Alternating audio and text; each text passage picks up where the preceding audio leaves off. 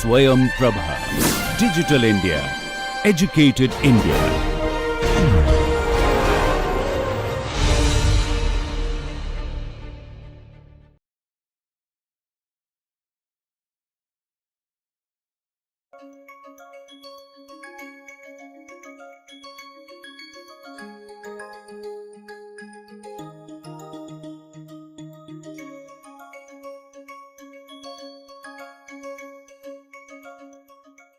The next part is what to pursue in the world. What is to be pursued? That is the second aspect of dharmic life or dharmya kriya. So, what should be pursued?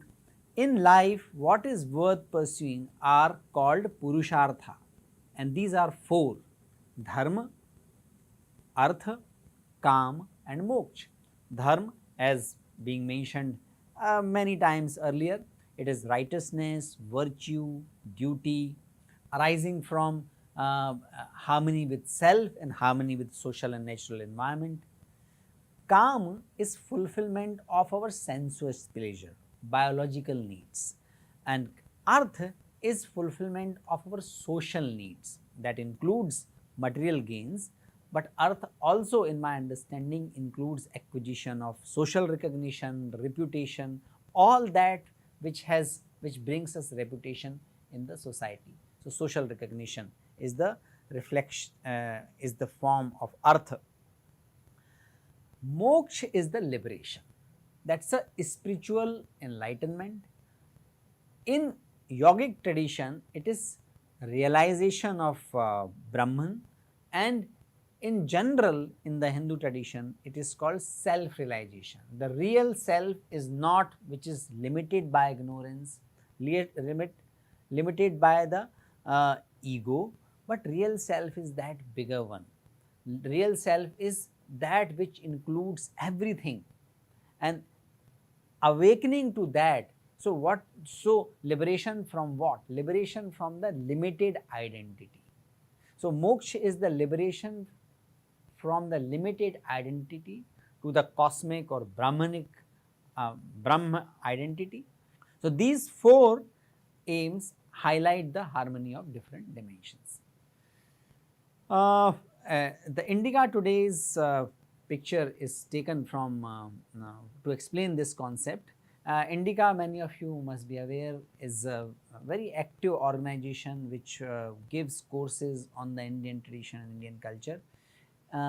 In one of the lectures, artha, kam, dharma and moksha are compared with the Maslow's need hierarchy theory, and many of you must be aware of the Maslow's need hierarchy theory, which says that human beings live at different needs which are generally arranged at hierarchical level: physiological need, safety need, need for belongingness, having a self-esteem and self-actualization.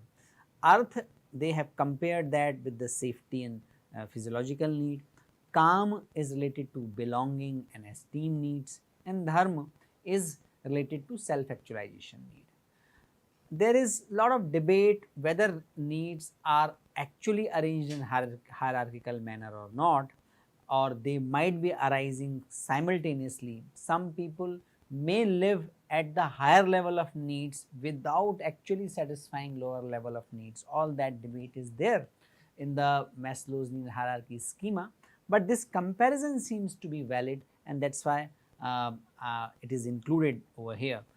The comparison of self-actualization with dharma is also seems to be valid, because self-actualization is our ability to be what we can be, and dharma is also realization of our true potential and realization of our true nature, and that realization and enacting on that nature in harmony with self and in harmony with the social and natural environment. So, that comparison seems to be valid. That is why this schema is here to further understand this idea of the dharma kriya and how it is connected to the one modern concept. None of these four is more or less important. That means dharma and moksha, they sound adhyatmic, they sound spiritual. Kam and earth, they sound mundane, more worldly. None of these four are more or less important. So, in our tradition, avidya is considered the one which is employed, which is about something other than Brahman, something other than Adhyatma, something other than spiritual. That is called avidya. Vidya is considered only that pursuit which is to realize the Brahman or to realize our spiritual self or to awaken and evolve our Adhyatmic or spiritual self. In Upanishad, it is said that andham tamah pravishanti ye vidyamupasate tato bhuya iv te tamo ya udvidyayam ratah. That means they who follow avidya enter into gloomy darkness. Andham tamah pravishanti, they enter into the darkness. Who enter the darkness? Ye vidyamnupasate, those who only follow the vidya. Tato bhuya ivate, those as well enter into the gloomy darkness who only follow avidya. So, only following vidya and only following avidya, both will lead to darkness, and the Ishopanishad further in the other mantras says that we have to follow all four, vidya and avidya, dharma, artha, kam, moksha. Of course, artha and kam must be governed by, must be limited by, must be disciplined by the dharma, and all that should lead to moksha, the liberation. That is the ultimate objective. And dharma is the pivot around which artha and kam have to be managed. So, that is the second aspect of dharmya kriya. Third aspect of dharmya kriya is right livelihood, dharmic livelihood. Why we enter into livelihood? Why we pursue livelihood? To pursue, to get artha, to get prosperity. The prosperity in the Indian tradition is reflected in the form of goddess Lakshmi. In the tradition, 8 types of Lakshmis are identified. That means livelihood should be aimed at attaining any or more than one Lakshmis as explained here. So, different form of Lakshmis are Adi Lakshmi, that is the central one you see in this picture.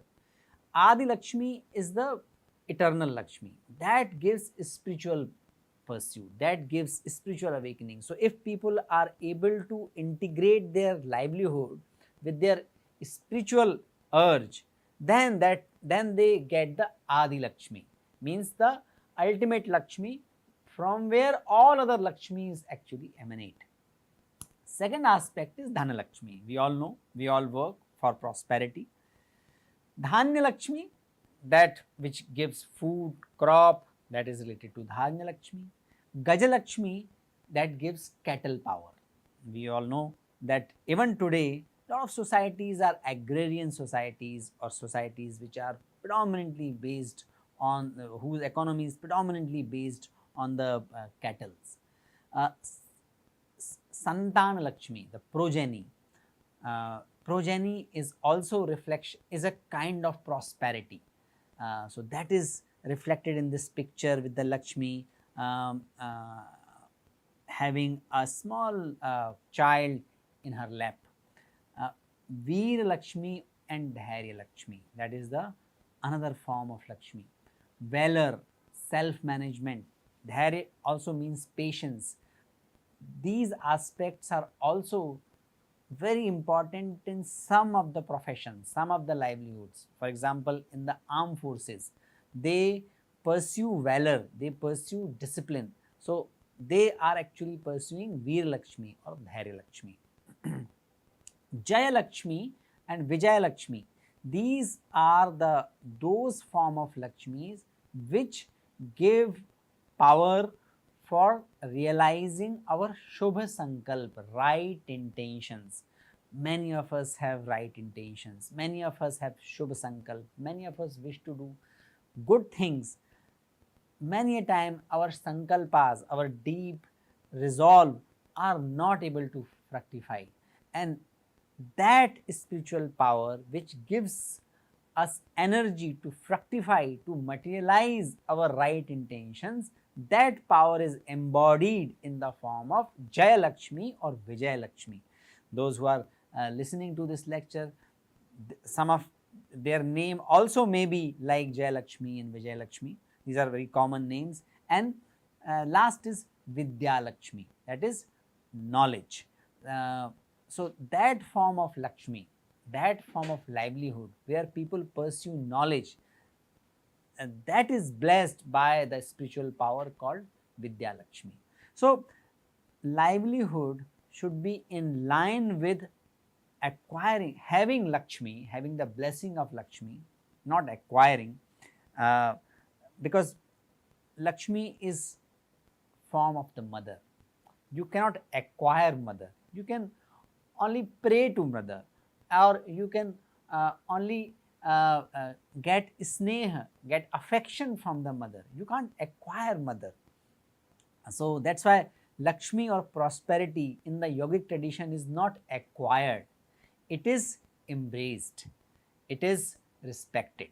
So these are the form of Lakshmis. And interestingly, when this typology was explained in the classical text, somebody would have asked that we see in society people who collect prosperity and collect crop and they attain prosperity even with the unholy means, dishonest ways.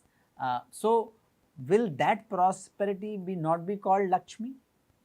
So for that prosperity which is attained without following dharma is called Alakshmi, means that might be money but that is not qualified to be called Lakshmi. So Alakshmi is also one of the terms used to explain this idea of livelihood must be anchored in the righteousness, in the harmony with self and the social and natural environment.